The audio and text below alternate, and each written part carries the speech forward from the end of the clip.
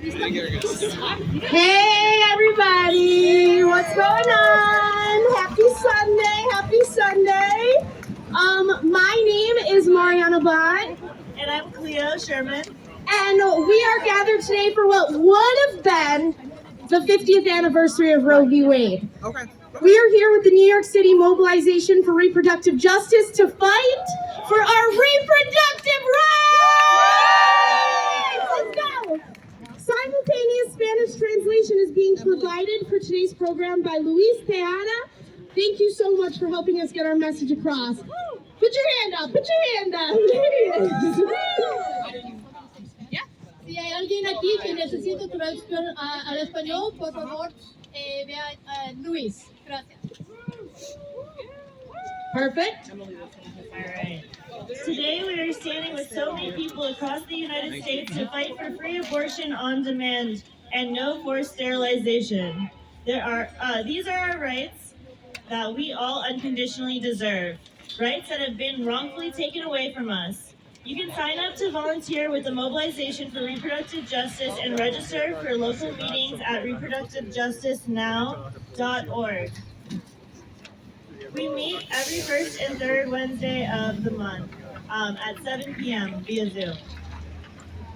That is every first and third Wednesday of the month. You can get all that information on our website, reprojustice.now.org. The National Mobilization for Reproductive Justice was formed when word first got out that Roe v. Wade could be overturned.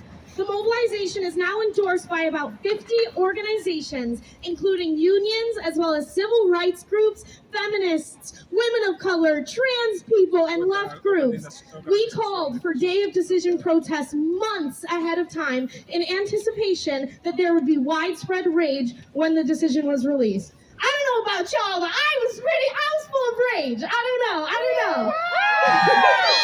So that is why I got involved with New York City's Mobilization for Reproductive Justice. I was sick of being angry and feeling like that there was absolutely nothing that I could do about it. So I took one of those white, or maybe they're printed in yellow today, those little volunteer cards that are being handed out today. I signed my name, I signed my number, I put up my email. It is the easiest thing you can do for your reproductive rights, okay? So I encourage everybody that's here today to grab one of those cards and sign up, all right? And if I'm speaking a little too fast or you can't find those cards, all this information can be found at reprojusticenow.org, okay? reprojusticenow.org! reprojusticenow.org! All right, I like that too.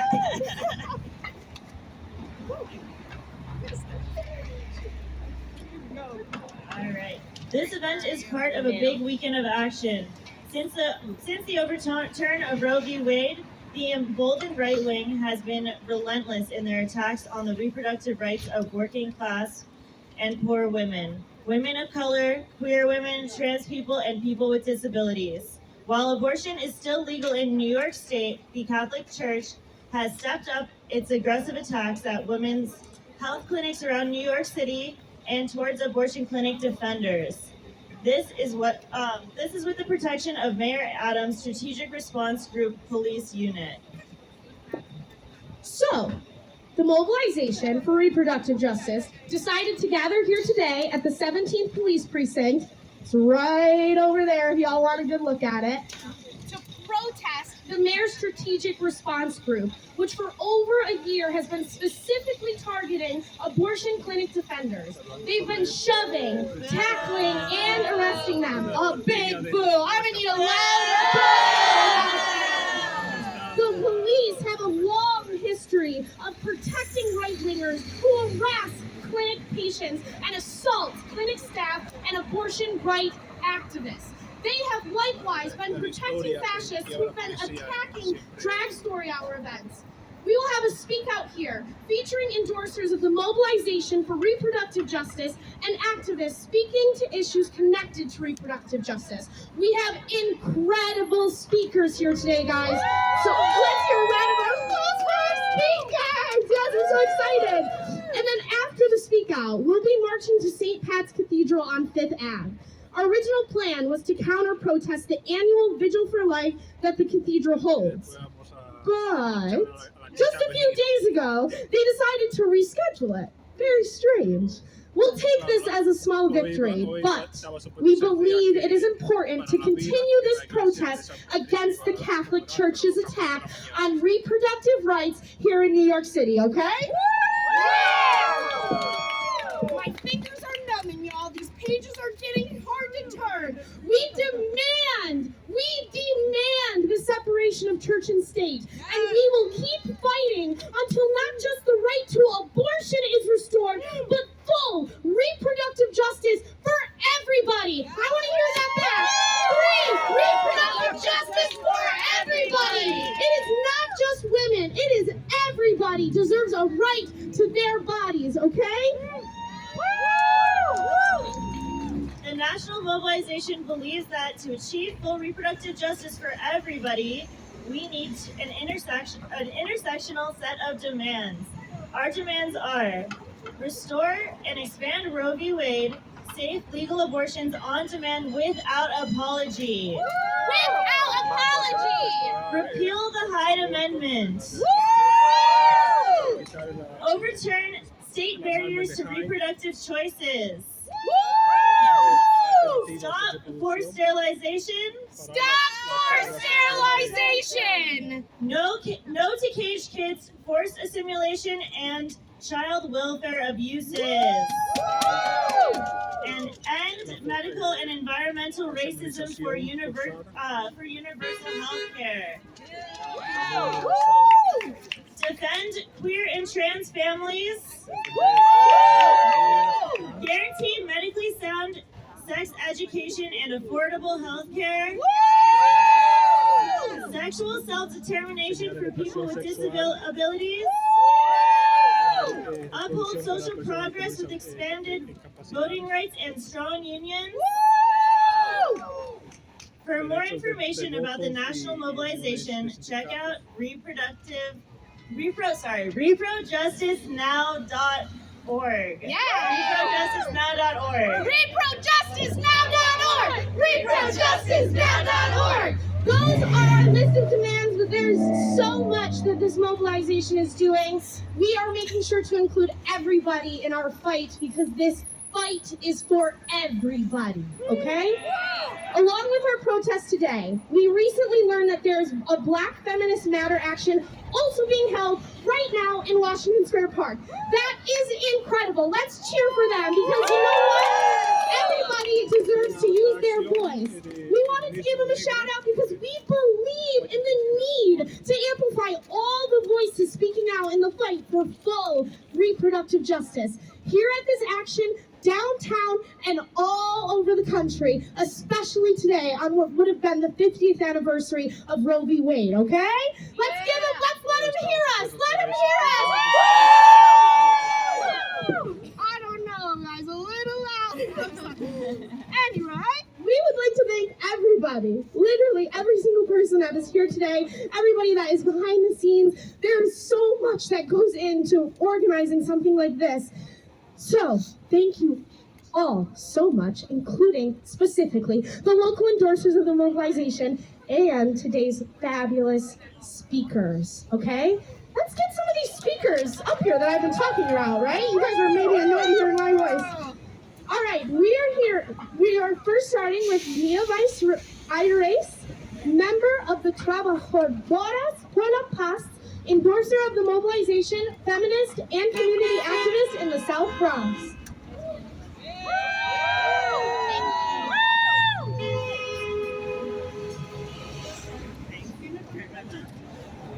There's another microphone?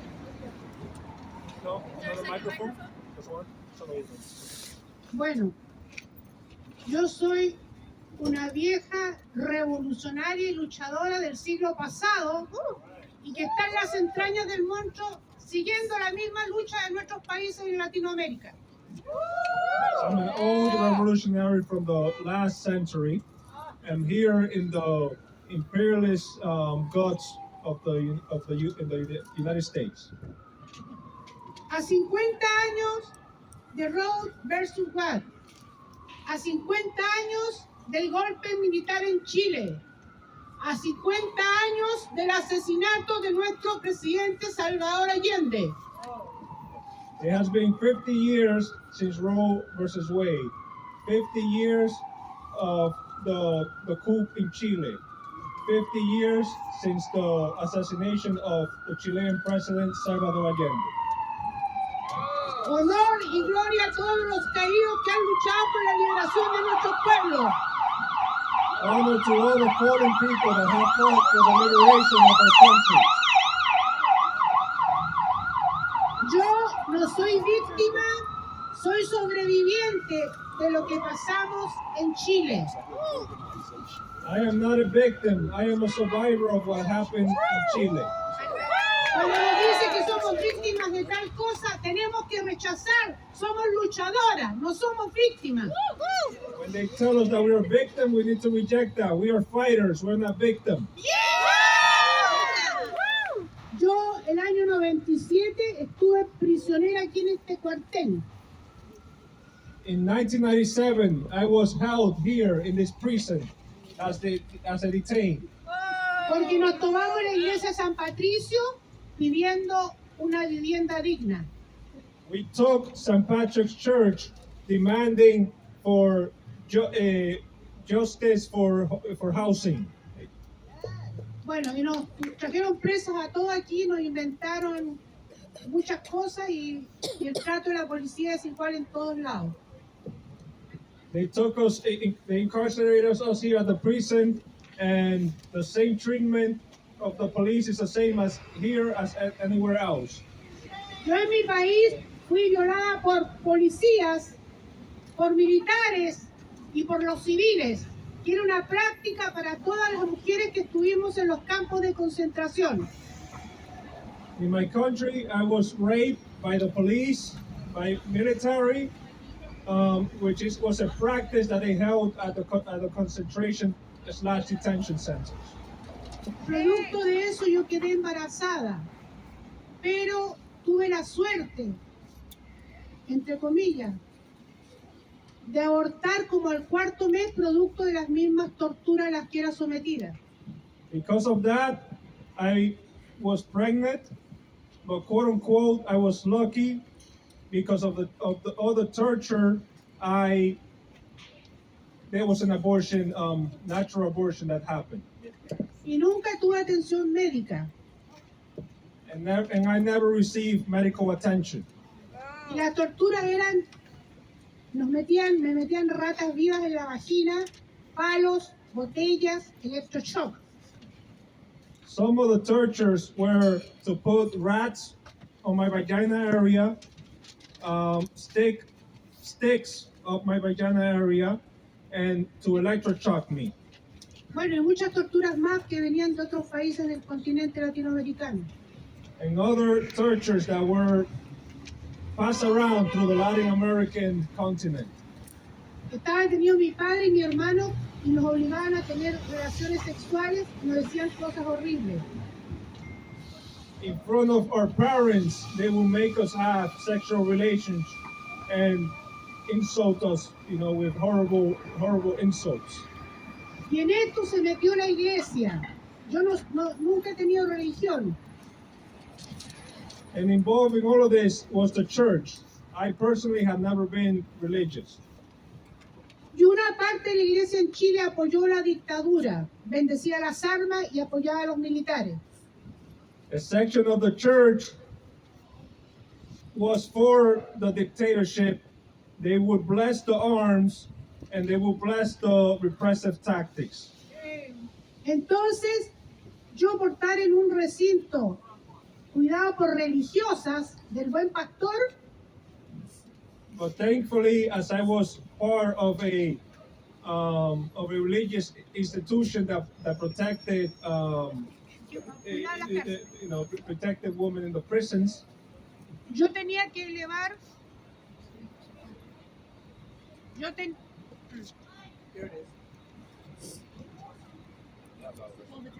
¿Aló? ¿Aló? No, no se escucha. Yo tenía que elevar una solicitud al cardenal de esa época para que me hicieran un aborto, porque el aborto era penado en Chile. And also during that epoch, to have an abortion, I had to write a letter to the cardinal since abortion was illegal in Chile. Y el cardenal al papa de esa época, o sea, el papa me tenía que autorizar el aborto. And the cardinal then had to write to the Pope. So technically the Pope had to authorize my abortion. Entonces para ellos yo era un problema porque no sabían qué hacer conmigo. Therefore, I was a problem to them because they didn't know what to do with me. ¿Y por qué? Porque yo lo denuncié desde dentro del campo de concentración con todas las cosas que hacían los militares. And why? Because I denounced all the repressive tactics that the military did inside that detention center. Y muchas mujeres no nos quedamos calladas. And just like me, many other women also did the same. Bueno, esperando la burocracia en la iglesia y que apoyaban todas estas cosas los militares, yo aborto como al cuarto mes. And that's the same time when I had that abortion that I spoke earlier. And it happened around my 4th month of pregnancy. Y esto que les estoy relatando se vuelve a repetir en la revuelta en Chile. No sé si supieron en el año, en octubre del 2019, hace 3 años atrás, cuando salieron todas las mujeres y los hombres, los jóvenes especialmente, a pedir reivindicaciones. And some of this story repeats itself not too long ago. I don't know if you remember in 2019, when many of the youths were marching out, calling for certain demands. Se vuelve a repetir lo mismo. Los policías violaron y obligaban a las detenidas en la calle y en su oficina a tener contacto bucal y violaban a los hombres. The police would stop women and also young men, and they will rape them, force them to engage in oral sex. Right, this just happened recently during the protests of 2019. Por eso que la historia se repite y hay que seguir protestando y hay que seguir denunciando a todos estos violadores, a la iglesia, a todos los que se metan y se comprometan a destruir a las mujeres y los cuerpos de las mujeres y que no nos dejen decidir. And that is why we need to continue protest against all these rapists, the church, the police, all of those that do not allow us our choice to decide. Con toda la fuerza de la historia hasta que la dignidad se haga costumbre. With all the strong, with the will of our human right, until our dignity become a custom. ¡Viva la lucha de las mujeres! Long live the fight of the woman! Wow, thank you so much for speaking, Nieves, telling us your stories. Now we're going to have Emily Wu Yamasaki from NOLSW, member and organizer for mobilization. Thank you, Cleo. I'm actually here today speaking on behalf of Radical Women. And Radical Women is really proud to be standing here and collaborating with all the speakers and all of you out here who are hitting the streets to say, we will not go back! Not the church, not the state. Women, queer, and trans folks will decide our fate. Not the church, not the state. Women, queer, and trans folks will decide our fate. When word first got out that Roe v. Wade could be overturned, there was no sign of mainstream feminist organizations mobilizing the kind of militant action needed that won Roe in the first place. The National Mobilization for Reproductive Justice was founded in the midst of this void. It was initiated by Radical Women, which is a socialist feminist organization that has played an active role in the generations-long battle in the fight for abortion. Abortion was legalized in Washington state in 1970, 3 years before Roe v. Wade, where a key role was played by Black women from anti-poverty programs who worked with members of Seattle Radical Women in a militant coalition there, and that's how it was won. That's right. Tell the truth. Tell the truth. The fight for reproductive justice today needs that very same militant, multiracial coalition, especially when the Catholic Church is doing everything with its financial and political power to control our bodies.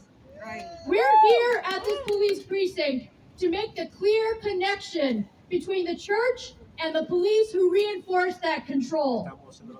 But I want to mention how far the Catholic Church's reach is in its attacks. The church contributes up to millions of dollars to political campaigns nationwide, especially those on the local levels in various states, to overturn abortion rights. Who is right? Despite laws on the books in New York City and New York State protecting women's constitutional right to abortion, the city, through its funding and policies of the police, actively participates in the daily harassment of people seeking health care at clinics that also provide abortions. This motive is not protection of morality, it's economic. The Priests for Life have a $10 million war chest. The fake pregnancy centers receive federal funds. And the Catholic Hospital Corporation now controls up to a third of the healthcare system in New York City. It's clear the Catholic Church profits from denying bodily autonomy to women, queer, and trans people here and globally.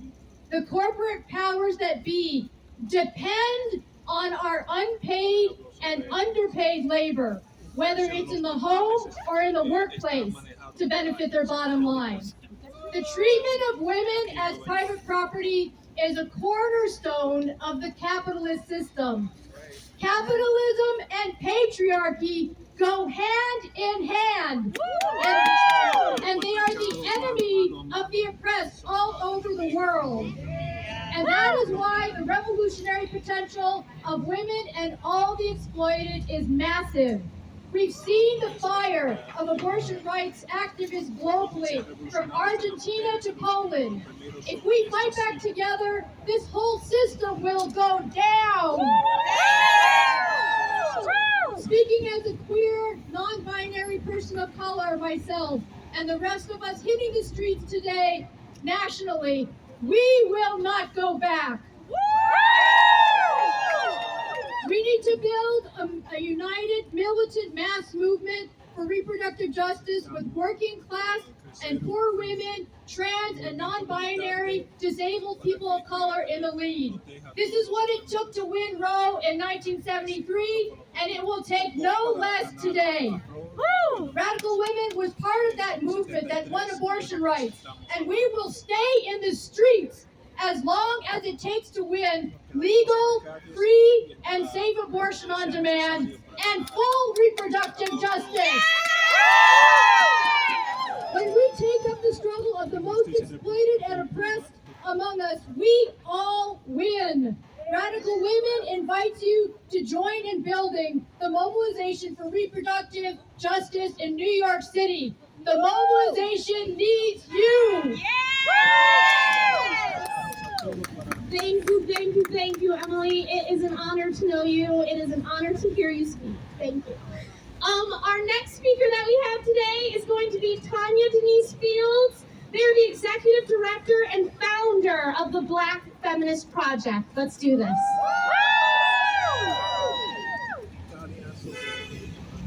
Good morning. This morning to me is Sunday. My name is Tanya Denise Fields. I'm the founder and executive director of a Bronx-based organization called the Black Feminist Project. I'm not here to talk about the history of the Catholic Church. I'm not even here to talk to y'all really about abortion. I want to talk to you about the intersections. I want to talk to you about the fact that there should be hundreds of Black women out here right now leading this. Because when we think about reproductive justice, we oftentimes conflate that with reproductive access and reproductive rights.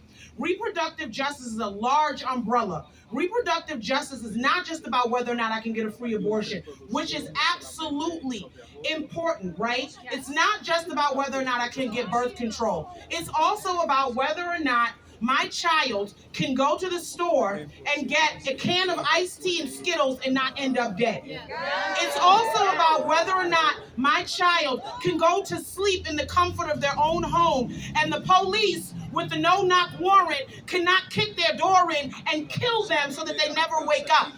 It is about the ability for my child to go to school and not end up in a prison pipeline. Reproductive justice is about what happens at the intersections. Reproductive justice is about the fact that this would not exist without Black femme elders who created this term and have been able to expand it. It is about our communities. It is not just about abortion. What are we doing to support this? If the Catholic Church is so concerned about life, as they use this as a veil, all of this anti-abortion rhetoric as a veil for being pro-life, well, where is all of that money that is going to support healthy communities in Black communities that are finding themselves having to be resilient because they have no choice but to be otherwise?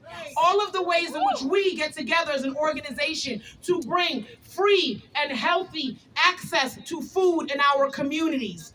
All of the ways in which we support free and unpoliced green spaces so that our children have a place to be able to be children. The fact that Black children are continually parentified and not given the ability to have actual childhoods that do not see them as future terrorists, criminals, and deviants. This is also an important part of reproductive justice.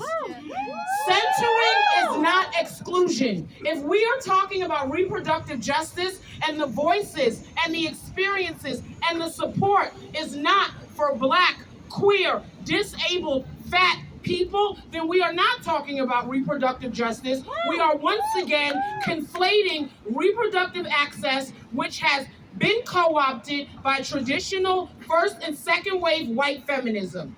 It is time for us to really start thinking about the ways in which we support in tangential, tangible ways that brings actual equity to our communities. It is beyond these placards that say Black Lives Matter, but we're not supporting those that are already in our communities doing this work. We have to remember that for Black women, Black femme folks, Black queer folks, we have not had the same birthing and caretaking experiences as many other people in this community. So when I go into my community and I talk about abortion, but I'm not talking about the eugenics policies that actually supported forced sterilizations, that as recently as 1960, the hero, Fannie Lou Hamer, was given what they call a Mississippi appendectomy. An appendix is something that your body does not need anymore. So when we parallel forcibly removing Black and indigenous women's uteruses as an appendectomy, we are truly mirroring what we think about Black life. I cannot talk to Black women in my community about abortion without also acknowledging that our children are at 10 to 20 times higher rate of being brutalized by police. We cannot talk about abortion if we are not also talking about these quality of life, broken windows, stop and frisk policies that each mayor just keeps renaming. We cannot talk about abortion if we are not talking about the coercive ways in which many of these health clinics, and I use that term in quotations, they are really just fronts for fake abortion centers, right? Come in and coerce women in the most vulnerable spaces such as prison, ICE detention centers, and medical institutions, right? And present forced and coercive sterilization as some sort of legitimate birth control and family planning alternative. Bullshit. We absolutely have to get our intersectional analysis game up. If you are a white person who says that Black Lives Matter, it cannot be a trend. It has to go beyond a placard. It has to go beyond a quote. It has to go beyond a symbol. I don't need an ally. What I need is a radical accomplice, and there's a difference. An ally is rooted in paternalism. An ally is rooted in some sort of favoritism. A radical accomplice says, me and you are gang gang. When I get locked up by 12 over here, and you get locked up by 12, you better not snitch. That's what a radical accomplice is. A radical accomplice means that you understand that when you support black women, that you are not doing black women and black femmes and black queer folks a favor. You understand that your intrinsic equality only comes at the labor of black women and femmes. That your body has to be just on the line as historically as mine is as a black mother of 6 children. My children are here today because they understand just how important this work is. Because they understand that they do not get to exist in the world where they can compartmentalize race, gender, and gender expression. I am here as one of like 5 black people in this space right now that is absolutely saying in loving accountability that white folks, if you are absolutely saying that you stand as a radical accomplice for reproductive justice, amplifying and censoring the black lived experience, it is time for you to do so in a way that is meaningful, tangential, and tangible. And that comes with supporting radical women. It comes with supporting organizations like the Black Feminist Project, like Sister Song, and a myriad of others who are doing this work both on the ground, nationally, and at the legislation process. Thank you very much. Have a great day. Wow, thank you, Tanya Denise Fields. Powerful stuff. We're gonna invite Luis Tejada, New York City Campaign for Elected Civilians Review Board, Bronx resident, counselor, socialist, feminist, and organizer for the Police Accountability. Hi, hello everyone. My name is Luis. I'm with the Elected Civilian Review Board Campaign, also known as the Community Power Act. We have been organizing for the past 6 years to bring a elected board, elected through our community, that can represent us, right?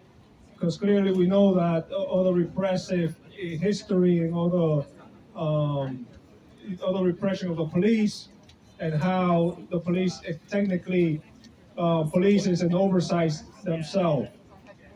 You may think that because of the Black Lives Matter movement that has been happening for the last 5 years, that we will be in a better place when it comes to having more reforms that protect us as civilians. But clearly not. There has been a report that last year, 75 more people were killed by police than five years ago. Again, right, black people 3 times more likely to be killed by police, the same statistics. So clearly, the police it creates the same repression here as it does internationally. We are seeing people in Peru who are protesting for more democracy being, I think a total, last time I read, were 60 people were killed by the police over there. So here in the United States, we are not in a better place. We know when it comes to the connection of reproductive rights. Not too long ago, in 2019, migrants were a woman received sterilization without their consent, without even knowing, at a detention site run by ICE.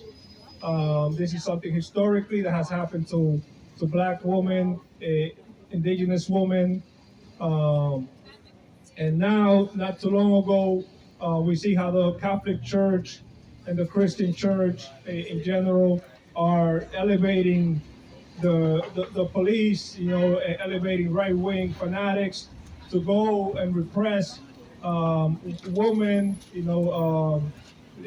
trans people, people looking for reproductive rights, who do not feel safe and are not safe because each time they go into one of these centers, there's a crowd of police individuals from the far right who are constantly harassing them. And right here in our own city, we see how the precinct has been arresting abortion rights defenders and protecting, the oath keepers, and giving them access on the train station so they can come and harass, the community here in New York City. So we more than ever we need power for us as civilians, so that we can have somebody who we elect and can represent and can at least have a tool to make reports that go somewhere when it comes to police abuse. And also not just police abuse, right, but also police crimes, right? Having an independent prosecutor who can jail, cops who many times kill people and make false reports. And that's why we have the biggest police, the biggest prisons in this country, right? Not even in autocracies like China, you have so many people incarcerated as here in the United States. So reproductive rights and also justice for everybody under oppression of the police force. Thank you so much for speaking. So, the wonderful Pam Smith from the National Organization of Legal Services, Workers United, Auto Workers Local 2320, a labor endorser of the National Mobilization for Reproductive Justice, couldn't be here today. So you guys are going to hear a little more from me, and I'm going to read her statement, all right? Thank you to the New York City Mobilization for Reproductive Justice and Radical Women for inviting me here today. I am so disappointed that my schedule did not allow me to be with you in person. Now, more than ever before, it is important for us to lift up the names and lives of all the countless women, including Rosie Jimenez, who have lost their lives because safe and affordable abortions were not available. Their deaths were the avoidable result of a vicious and unnecessary power struggle for control of an individual's bodily anatomy. On June 24th, 2022, the Supreme Court issued a decision in the Dobbs case that turned back the clock on abortion rights by 50 years and lays the groundwork to undermine rights to privacy and personal anatomy in a dramatic and unprecedented way. As important as the fight for abortion rights is, it is imperative for us to remember that this is not just a fight about abortion. Abortion is the lightning rod that the opposition uses to divide us on an issue that should matter to everyone, because this is a fight about the value, the dignity, and anatomy of every single human being. My body, and what I do with it before or after conception is no one's damn business, okay?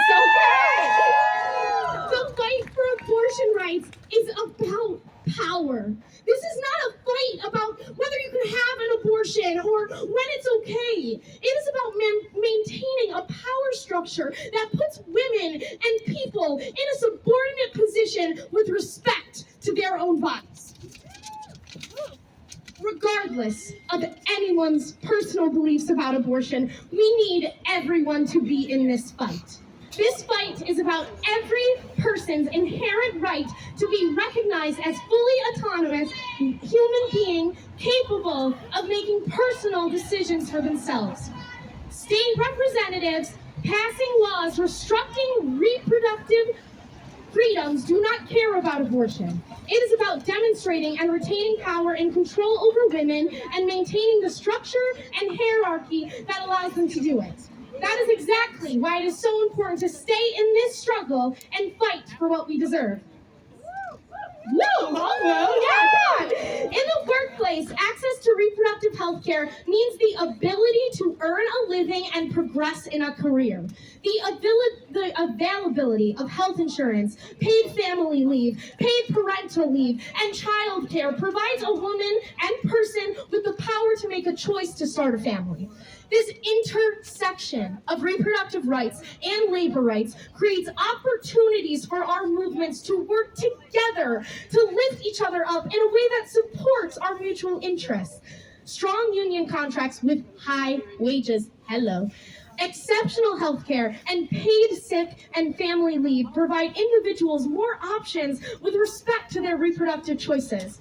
The accessibility to affordable reproductive health care and abortions allows individuals to plan their lives and careers in ways that suits them.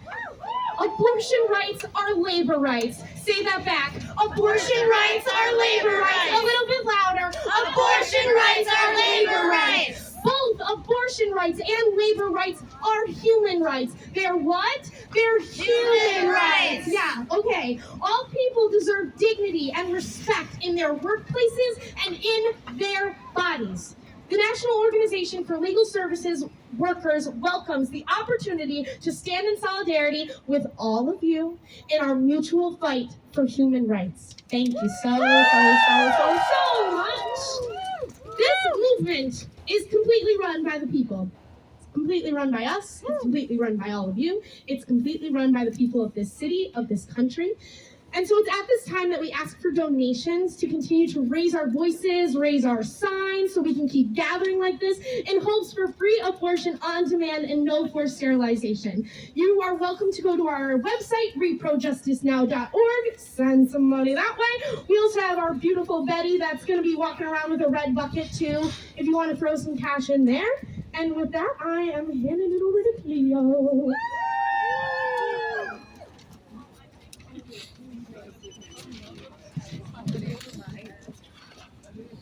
All right. Thank you, Mariana.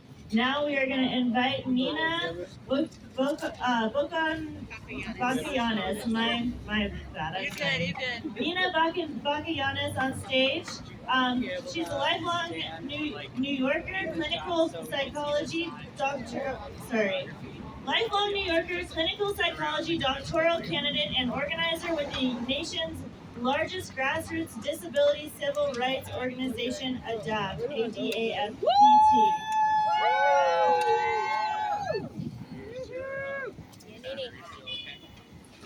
Give me 1 second. Yeah. On the video. Okay. It's okay. All right. Hello, everybody. Hi. In the words of Audre Lorde, there is no such thing as a single issue struggle because we do not live single issue lives. More than ever, the reproductive justice movement must embrace intersectionality and understand the complex systems of oppression that prevents marginalized members of our communities from living autonomous, dignified lives. Reproductive justice is not simply about choice. It is about access.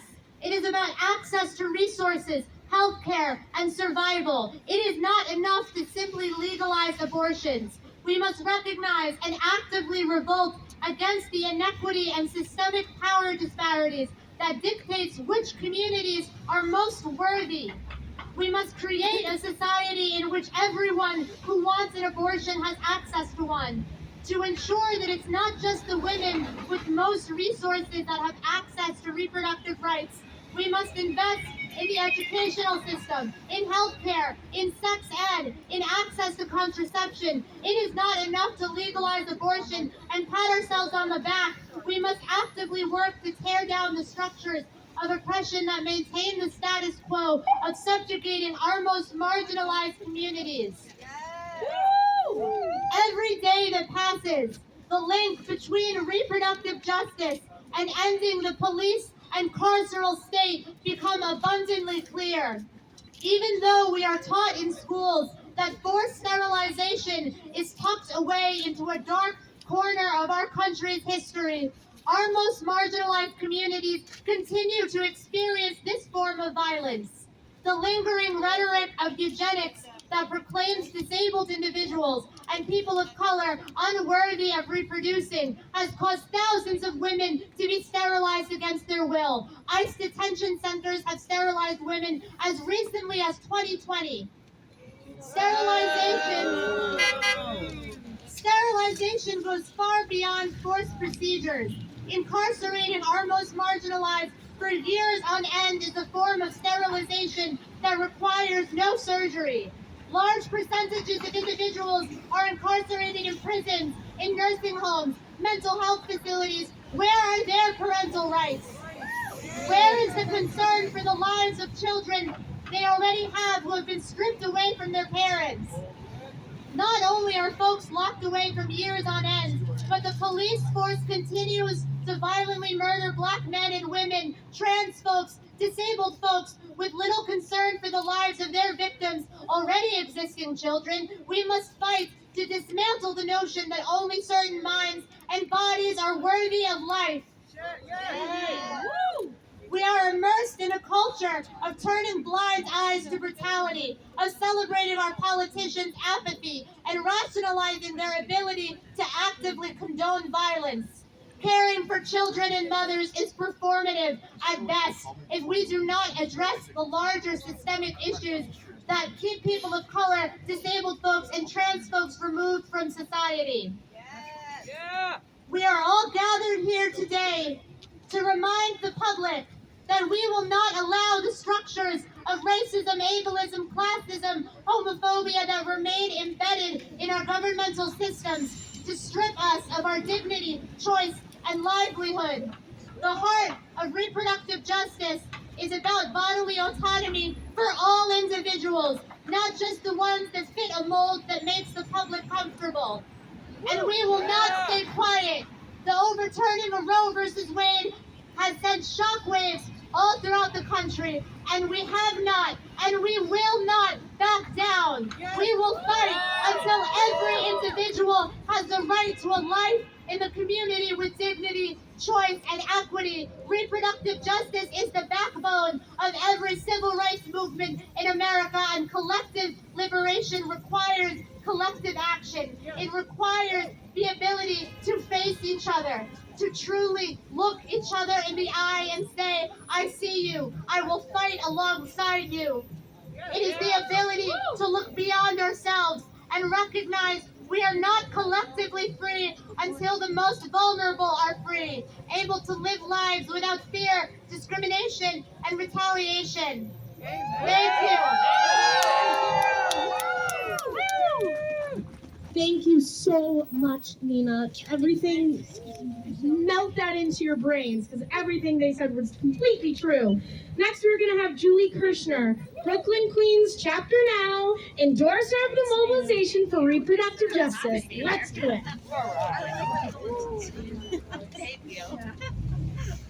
Okay, hi there, everybody. I'm very glad to have an opportunity to speak today. I represent the chapter, Brooklyn Queens chapter of the National Organization for Women. And reproductive decisions must remain between the individual and their doctor. It is the responsibility of our federal government to guarantee such rights. This has been the now position since 1966. January 22nd, today, marks the 50th anniversary of Roe v. Wade. And as New Yorkers and outraged feminists, we will speak to the anti-abortion injustices spearheaded by the specific religious leaders and embedded by New York City police officers at this very precinct. Yes. Despite the protection of Mayor Eric Adams' Strategic Response Police Unit, which goes after protesters, we condemn the appalling lack of clinic access and even the recent arrest of clinic defenders by this police unit, and demand the separation of church and state. The decision to bear a child must be the choice that is federally guaranteed. We cannot allow the whims of a Supreme Court to overturn hard-fought rights. We cannot allow the anti-choice movement to continue to force the public to focus only on the unborn. Rather, it is incumbent upon our nation to face the rising maternal mortality rates and childhood health care problems. With a unified theme, free abortion on demand, no forced sterilization, not the church, not the state, we will decide our fate. BQ now as a member of the New York City Mobilization for Reproductive Justice will be heard. Yeah! So now come march with us to St. Patrick's Cathedral to counter-protest the Vigil for Life, even if they've decided to do it another time. We will fight back to restore Roe v. Wade and expand reproductive justice. We join today with other cities across the country to build safety around our clinics, so no one seeking reproductive health care will be intimidated. Woo! Thank you so much. Yes! Thank you, that was incredible! Yay! Let's keep this energy going. Next, we're going to have Alex Schultz. He is part of the New York Education Workers Caucus. He is a social justice teacher and a public high school teacher and member of the AFT Local 481 of Newark Teachers Union. And he is also an endorser of the Mobilization for Reproductive Justice. Let's go! Hey everyone, I want to first off thank for the opportunity to speak today. I am here speaking a little closer, much better, thank you. I'm speaking on behalf of the Newark Education Workers Caucus, a social justice caucus within the Newark Teachers Union, because, well, of course, right? I work in a profession, public school education, that is dominated by women, and yet women are mistreated in that profession at every turn, from wages to hiring to workplace discrimination to pregnancy-based discrimination to access to abortion and contraception. All of these things are turned against workers in all fields, especially female-dominated fields like education.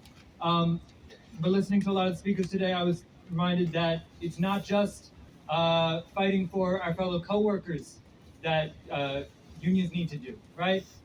We can fight for our contract, we can fight for our wages, but we need to go beyond just those individualistic things. It needs to come down to creating better societies to work in. For my students, I see my students face so many of the conditions. I see my students face issues of reproductive justice every day. We need to have pardon me for a moment. They need to have the chance to have the choice to have a family, to not have a family, and to choose when. And if they make that choice to have a family, they need to choose to raise them in a society that will not poison their water, not poison their food, provide schools that can teach them in a way that will prepare them for life, that will provide them the resources to survive, to literally have a healthy meal every day. I see so many of my students in Newark, New Jersey, dealing with issues that have ravaged them from the beginning of life, and we need to be fighting not just for justice before life, but throughout life. And we need to understand that people who want to take away the right to abortion, the right to reproductive justice, this is not their last step. Right? It is part of the same fight to take away the right for workers to unionize. It is part of the same fight to take away the right for teachers to teach truth in the classroom. It is part of the fight to take away the very basic rights that have been won by LGBTQ communities in this country so incredibly recently. It is part of the right to take away the rights to vote, the right to life from marginalized communities of all kinds across this country. And so I'll close just by saying, right, this is an important fight. It is an incredibly important fight, not just because of the bare injustice of it all, but because if we don't fight and stop them here, they will keep going. They will not stop, so we cannot stop. And that's all. Thank you, Alex Schultz.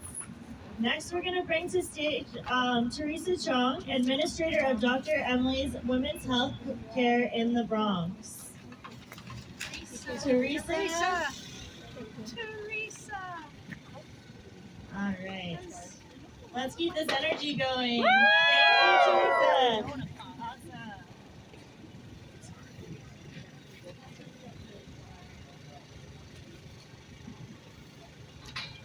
Hello, everybody. I work at an abortion clinic. My husband is a physician. We provide service for anyone who needs service. We are also mostly GYN clinic in Bronx. But I'm telling you that my husband has been fearing for his life for a long time. He provided service for 30 years. And this all craziness has to stop because you coming here and fighting and standing up for what is right for our body. This is every single person has to not waste any time and fight this for the justice for everybody, especially for those who can't fight or speak on their own behalf. We see people who are in need of help, and so our doors are always open. Please continue to fight because some of the physicians' lives have been in a terrible situation. So we have two physicians providing service in our clinic. So please check us out and stop by our clinic anytime in Bronx. Thank you so much, Teresa. Next on the docket, we have Elias Holtz, an organizer for the New York City branch of the Freedom Socialist Party, a socialist, feminist, revolutionary party, and an endorser of the mobilization for reproductive justice. Get on up here! All right, I will keep this short because I want to march, right? My name is Elias. I'm with the Freedom Socialist Party, and I'm glad we're all here because we all have a stake in this fight, right? Every one of us knows someone who needs reproductive health care. But more than that, we know people that deserve and need protection from this cruel system, which treats disabled bodies, which treats black bodies, which treats trans and queer lives and bodies as disposable. And we are here for them, and we're here for ourselves. And that's called solidarity. And solidarity is the exact opposite of what this system does, which this system divides, exploits, destroys our lives. And solidarity is us coming together to defend each other and fight for what we deserve. And solidarity is also how we win. We want to win, right? We want to win back rights. We don't just want to defend what we have.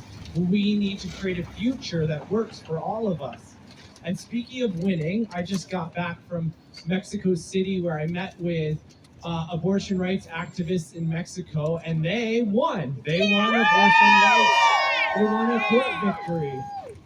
And here we are in the land of the free, so-called, and we're just trying to defend rights we won decades and decades and decades ago, 50 years ago, in fact. So what can we learn from these Mexican sisters? Well, they did not win abortion rights by depending on their politicians to give it to them. They did not win abortion rights in Mexico by doom scrolling on Instagram, by having vigils or funerals for their rights. They won abortion rights in Mexico and are continuing to deepen that struggle by being in the streets. Actually, there's some parallels here. They won abortion rights by fighting the Catholic Church. They won abortion rights by fighting and standing up to police repression. They won abortion rights by standing up against the state, by standing up against politicians who, just like here, say they're for women's rights and feminism, but we know they only use that as a campaign plea, right? Yes. So we can learn a lot from our Mexican sisters, and I can tell you from them that they are very proud to stand in solidarity across borders with us. We need to fight like them because there's no shortcuts under capitalism. We wish there were. There are not. Here's the equation. We want our rights. Capitalism doesn't want to give us them. We have to fight to wrest them away from the system, right? Fighting is the only option. It is the only option. We have to stand up and demand more because even though we're in a supposed safe haven state, a safe haven city of New York City and New York State, we're under the regimes of Eric Adams and Hochul. And their feminism is basically a campaign platform to get votes. Their feminism is about pulling people into their apparatus to endorse the Democratic Party so that we will vote for them and donate them. But our feminism is about survival. right? And we need to keep fighting. Their system attacks clinic defenders. It harasses people in New York City. Their system has cops that defend the right wing and basically escort them around as their buddies. Their system treats our poor communities as disposable, does nothing to help children survive, criminalizes queer and trans youth so that they see themselves as inhuman and commit suicide at high alarming rates. So we have to protest all of this, and we have to stay fighting for all of us. We have to stay in the streets. We have to be like our Mexican brothers and sisters, stay in the streets so that we can win liberation for ourselves and for them. And so let's do it. Let's stay in the streets until we win. Thank you.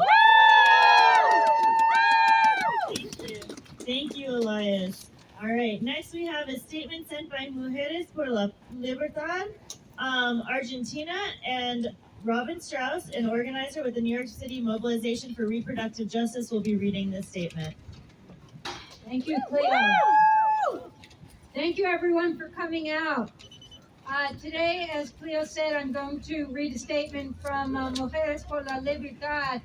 And just as Elias said, we are connecting to fighters all over the world. And the working people of Argentina have had a very long struggle and have reached victory in achieving abortion rights in Argentina. So let's hear it for all the people in Argentina who fought that wonderful, incredible, long struggle.